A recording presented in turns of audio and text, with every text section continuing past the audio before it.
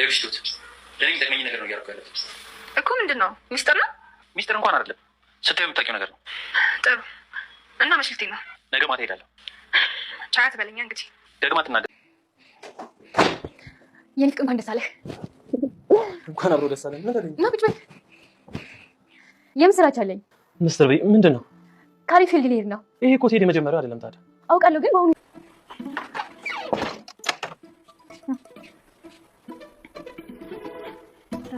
ምግብ ላምጣ?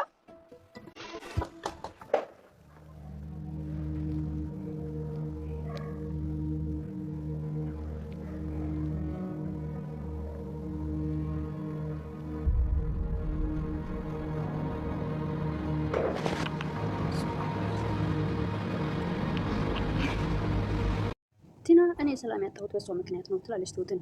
ዳንኤልም በራስሽ ምክንያት እንጂ በሷ ምክንያት አይደለም ሰላምሽን ያጣሽው። እሷ እኮ ቁርስ ላቅርብ ነው ያለችው አልፈሻት ወይም ይላል። እሷም ወይ ምን አስነክታችሁ ነው ሁላችሁም ለሷ የምትከራከሩ ትላለች። ምንም አላስነካችንም፣ ሁላችንም ሰላም ስለምንፈልግ ነው ይላል ዳንኤል። ቃል ገብተሽ አይደል እንዴ ተነጋግረን የመጣ ነው ይላታል ካሌብ። ዳንኤል ማለት ነው ይቅርታ። ቆይ ምን ያገኘኛል ይሄ ትላለች። ቆይ የፈለግነውን ነገር ለማግኘት ሰላም ፈጥረሽ መኖር አትችይም እንዴ ይላታል። እሷም ከሷ ጋር ደግሞ በሰላም መኖር አልችልም ትላለች ቲና። ዳንኤልም ከሷ ጋር ሰላም መሆን ካልቻልሽ ለባልሽ ታማኝና እሷን አስወጥተሽ በሰላም መኖር ትችያለሽ ይላል። ያማህል እንዴ ትላለች ቲና። ግን እኔ አመኝ ደነኛ ነኝ ይላል ዳንኤል። ሰላም ካልፈለግሽ ምንም ማድረግ አልችልም ይላል ዳንኤል። እሷም እሺ በቃ ትላለች። ሁልጊዜ እሺ አትበይ፣ አላማችን ይሄ ነው እንዴ ይላል። አላማችን እኮ ትሁት አይደለችም፣ ሲጀምር ሰውየውን መጉዳት አልነበረም አላማችን ይላል ዳንኤል። ቲና ያደረገችኝን መቼም አረሳውም ትላለች። ትንሽ አሪፍ ነው፣ እኔ ግን ከአንቺ ጋር መንገዴን አልቀጥልም ይላል ዳንኤል። እያስፈራራኝ ነው ትላለች ቲና። ዳንኤልም አቡ እኔ ሰላም ይፈልጋለሁ ይላል። እሺ በቃ ይቅር ብላ ቁጭ ይላሉ።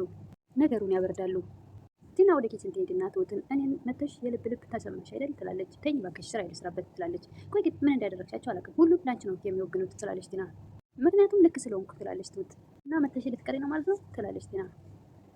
ከዚህ ቤት እኔ እኮ ሚስት ነኝ፣ ከዚህ ቤት እንድትወጪ ማባረር ማድረግ አለብኝ፣ ማድረግ እችላለሁ ትላለች ቲና። ትሁት ግን ደግሞ ቤቱ ያባየ ነው፣ የቤቱ ባለቤት አባየ ነው፣ እሱ ደግሞ እንዲወጣ አይፈልግም ትላታለች። ይሄን ምን ይመስልሻል ትላለች ቲና። ካሌብም አይፈልጉም፣ ይሄ ደግሞ ግልጽ ነው ትላታለች። እንግዲህ ጥሩ ሰው ነኝ ብለሽ እንዳትመጻደቂ ትላለች ቲና። ጥሩነቴ ሊታይሽ አይችልም፣ እንድታይሽም ደግሞ አልጠብቅም ትላለች ትሁት። ቲናም አንቺ እንግዲህ ላይ የቆምሽ ብቸኛ ጥላቴ ነሽ ትላታለች። ትሁት ከኪችን ጥላላት ልትወጣ ትንሽ አንድ እርምጃ እንደተራመደች ወዴት ነው ትላታለች። አንቺ ልትቆይ ከሆነ እኔ ልውጣልሽ ብዬ ነው ትላለች። ኪችኑን ለቃላት ትሄዳለች ትሁት። ዳንኤል እና ቲና እንግዲህ እንደለመዳቸው ተለጣጥፈው ሶፋ ላይ ቁጭ ብለው በር ይንኳኳል። ትመጣለች የተባለች እንግዳ እንግዲህ መስማትም መናገር ማችልም ስለተባሉ ምንም ቦታ አልሰጡም። መጣው ብላ ትሁት ስሮጣ በር ትከፍትላታለች። ትገባለች። ትመጣለች የተባለችው እንግዳዋም መናገር ስለማችል መስማትም ስለማችል አንገቷን ብቻ ጎንበስ እያደረገች እነሱን ሰላምታ ታቀርባለች። እነሱም ምንም ነገር አታውቅም አትሰማም ስለተባሉ ቦታም አልሰጡ፣ ሰላምታም ሊሰጧት አልፈለጉም። እንደዛው እንደተለጣጠፉ ጭራሽ መናገራችንም ስለተባለ ለሴትዮዋ ቦታ አልሰጧትም። እንግዲህ ሴትዮዋ ክስቱን ያመጣችው ራሱ ካሌብ ነው። ይህን ሁሉ ጉድ ራሱ በትዕግስት እያየ ነው። ስሜቱን ተቆጣጥሮ ካሌብ የሚያደርጉትን ድርጊት እየተከታተለ ነው በጥንቃቄ። ትሁትን በምልክት በእጇ እያሳየች እዚህ ጋር ቁጭ በይ ምግብ ላምጣልሽ ወይ ትላለች። ምግብ ላምጣልሽ ስትል በግንባር እንደዚህ በጭንቅላት ወዝወዝ አድርጋ አክስትዬ ተብዬዋ ካሌብ አልፈልግም ይላታል። እሷም ትሁትም ምንም አትመጻደቂ እባክሽ ምንም አትፈልግም ትላታለች። እንዲህ በማይመለከትሽ ነገር አትግቢ ትላለች ትሁት። ካሌብም አክስቴን አደራ በጥንቃቄ በእንክብካቤ ተቀበይልኝ ብሏ ስለነበረ ለመንከባከብ እየሞከረች ነው። ትሁት ቢያንስ እኮ ያባየት ናት፣ እስኪ ተራርቃችሁ ወረቀታችሁን ጠብቃችሁ ተቀመጡ ትላለች። ቲናም እንግዲህ ግፈኛዋ ሚስት ኧረ እባክሽ እንራራቅ እንደ አሁን በአይናትሽ ሂጂልኝ ትላለች። ትገለፍጣለች እዛው እንደተለጣጠፈች። አንቺ ዝም በይ ይላል ዳንኤል።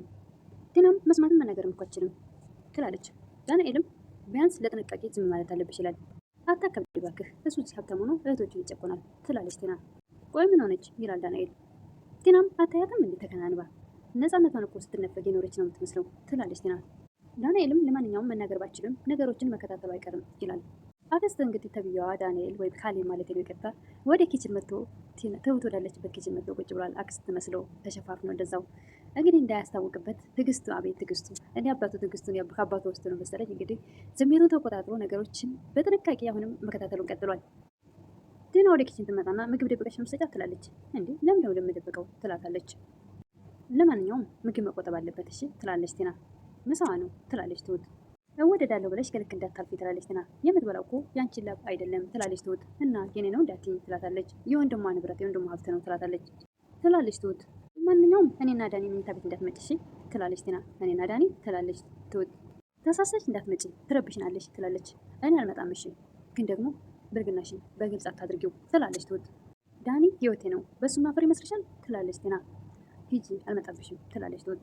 አክስት መስሎ የመጣው ካሌብም እንግዲህ ቀስ ብሎ ወደ መኝታ ቤት ገብቶ ያያቸዋል። አብረው እንደተኙ ያያል። ቀስ ብሎ ሆነም ስሜቱን ተቆጣጥሮ ወደ ውጭ ይወጣል። ሲወጣ በሩን ገጭ ያደርገዋል።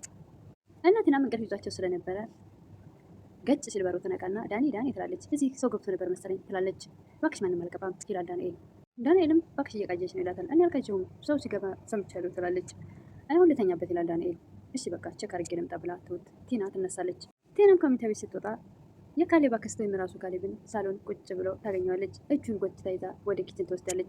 ካሌብም እንግዲህ ስሜቱን በጣም በመቆጣጠር ላይ ነው። በጥንቃቄ አሁንም መከታተሉን ቀጥሏል።